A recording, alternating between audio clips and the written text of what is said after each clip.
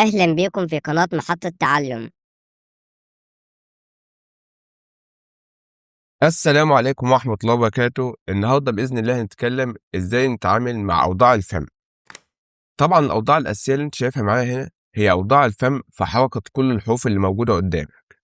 دلوقتي إزاي نرسم الفم بتاع الشخصية وإزاي نظبط فيه الأوضاع بتاع الفم اللي موجودة معانا هنا عشان نيجي على التايم لاين ونبدأ نحرك الفم أو نعمل مزامنة للفم مع الكلام اللي بيتقال. يعني أنا دلوقتي معايا فيديو صوت وليكن بقول السلام عليكم ورحمة الله وبركاته. هبدأ أمشي فيديو الصوت اللي موجود معايا وأبدأ أشوف وضع الفم في حركة كل حرف فيهم وأعمل تبديل بين أوضاع الفم اللي موجودة معايا هنا على خط الزمن. طيب تعالوا نشوف الكلام ده بطريقة عملية. هندخل على برنامج موهو. إزاي هنبدأ نرسم الفم اللي موجود معانا هنا وإزاي نخلي اللسان والأسنان ما يطلعوش بره حدود الفم. طبعا إحنا استخدمنا الفكرة دي قبل كده في حركة من العين إنه ما يطلعش من العين اللي موجودة معانا هنا باستخدام الماسكينج، بس قلناها سريعة كده. تعالوا دلوقتي نتكلم عنها بالتفصيل. هنبدأ نرسم أول وضع الفم اللي موجود معانا هنا وليكن الشخصية بتبتسم. هاجي على اللاير ده، أول حاجة هعمل جروب لاير. الجروب لاير ده هدخل في اللاير وهعمل لايرين تاني. أول لاير هبدأ أرسم فيه وضع الفم الأساسي،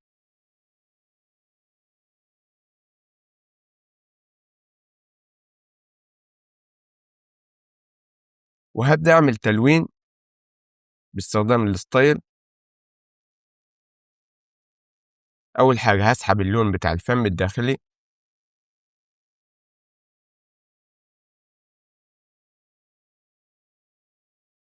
هنعمل تلوين لون الفل بس، أحدد واضغط انتر. هعمل إخفاء للاير الفم. دلوقتي هبدأ أرسم تاني حاجة معانا اللسان. ممكن سريعا كده أخد لون الفل،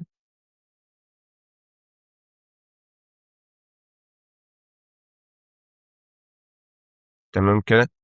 بعد كده هرسم الأسنان. ممكن أجيب مستطيل أخد لون الفل الأول،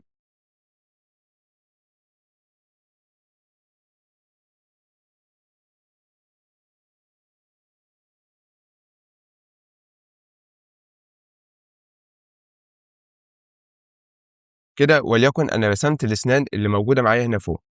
هعمل دبليكيت للأسنان اللي موجودة معايا هنا،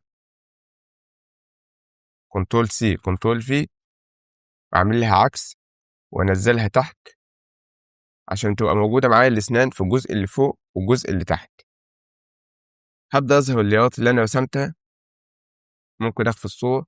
هنلاقي دلوقتي إن جزء اللسان طالع بره الفم اللي أنا رسمته. نفس الفكرة بالنسبة للأسنان. دلوقتي إحنا عشان نظبط اللخبطة اللي موجودة معايا هنا بنستخدم حاجة اسمها الماسكينج. الماسكينج دي فكرتها إن أنا دلوقتي وليكن هعتبر الجزء الفم اللي موجود معايا هنا هو عبارة عن الحاوية اللي بتضم اللسان والأسنان. أي حاجة تطلع بره الحاوية دي مش هتظهر معايا، إنما طالما الحاجات دي موجودة داخل الحيز اللي موجود معايا هنا هتفضل ظاهرة معايا. أول ما تطلع بره ما تظهرش. طب تعالوا نطبقها بشكل عملي. أول حاجة هعمل إظهار لللايرات اللي أنا رسمتها.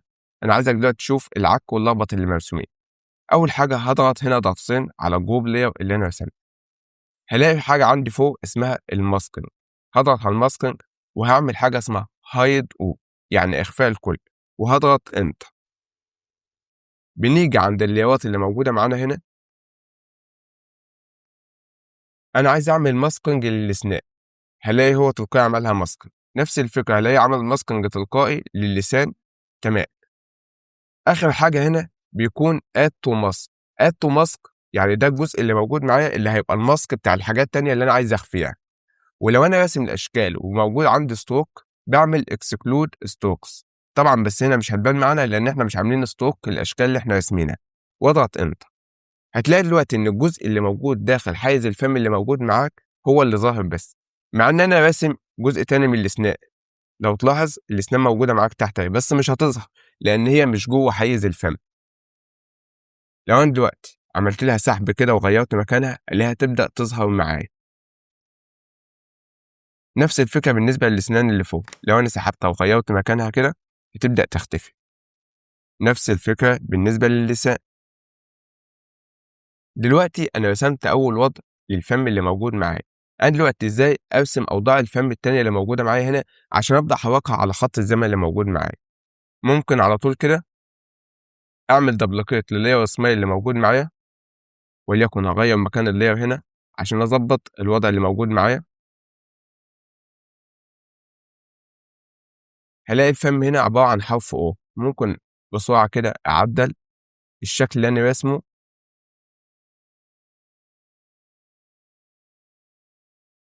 هضغط C عشان أعدل الكيرفز.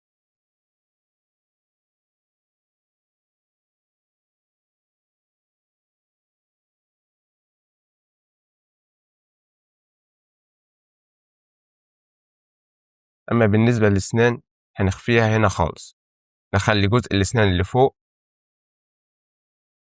يطلع فوق بالشكل ده، والجزء اللي تحت هو كده كده مش ظاهر أصلا.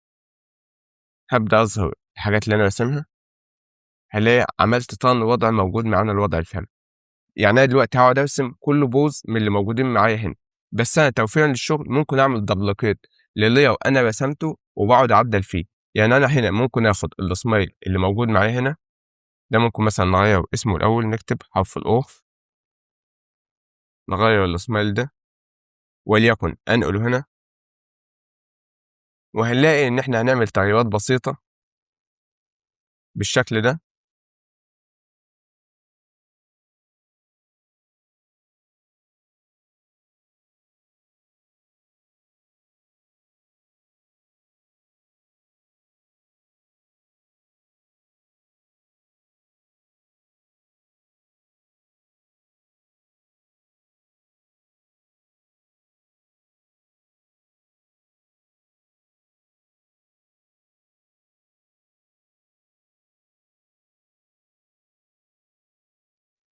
أنا دلوقتي كده بسرعة رسمت 3 أوضاع للفم: السمايل وحرف الأو، وده ممكن نسميه أي اسم، الإي مثلا وليكن حرف الإي.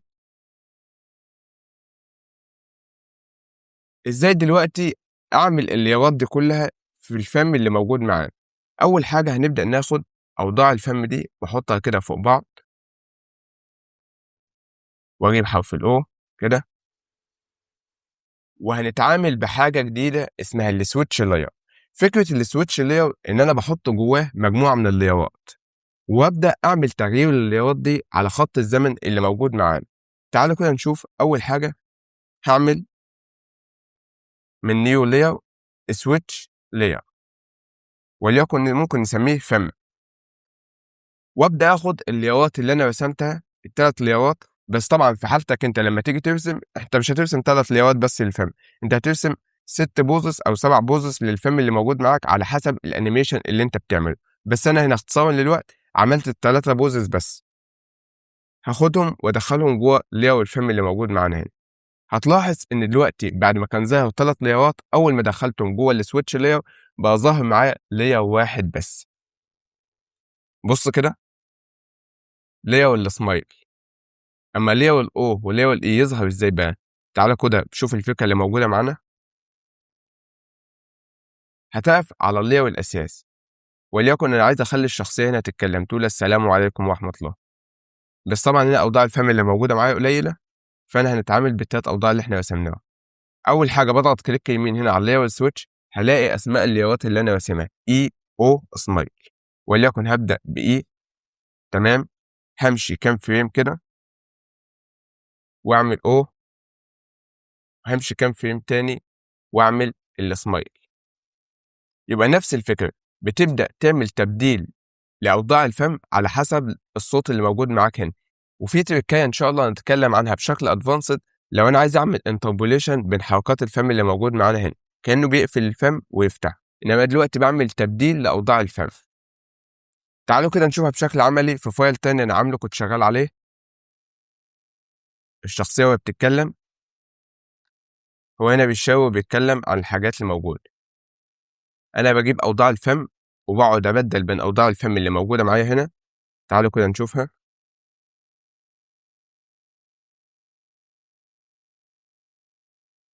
شوف هنا أوضاع الفم اللي موجودة معايا.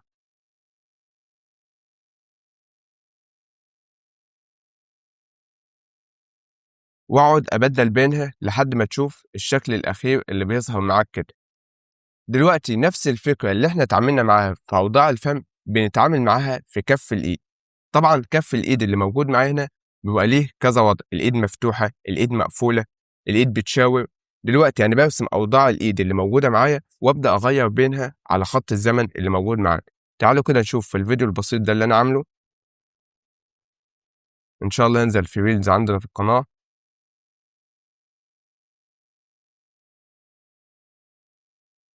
تعالوا دلوقتي ركز على الايد اللي موجود معايا هنا. اول حاجة هنا انت معاك ظهر الايد اللي ظاهر معاك، هبدأ اتحرك شوية هتلاقي بدأ يتحول كأنه لف ايديه. نفس الفكرة هنا، شوف الأوضاع اللي أنا راسمها.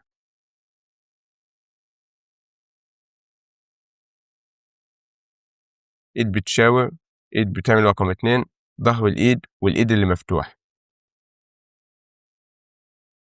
فبعمل تبديل بينها.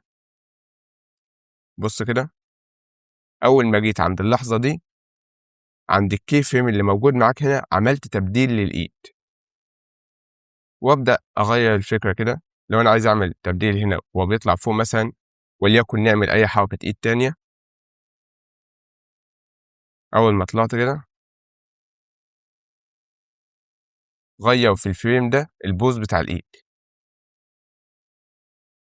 ولو أنا عايز أرجعها تاني مفتوحة هلغي الكي فريم اللي موجود معايا هنا.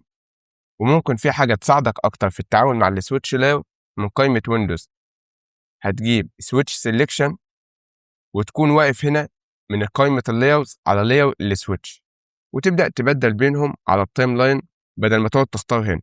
وليكن اختار هنا، هيظهر لك كل الأوضاع اللي أنت راسمها.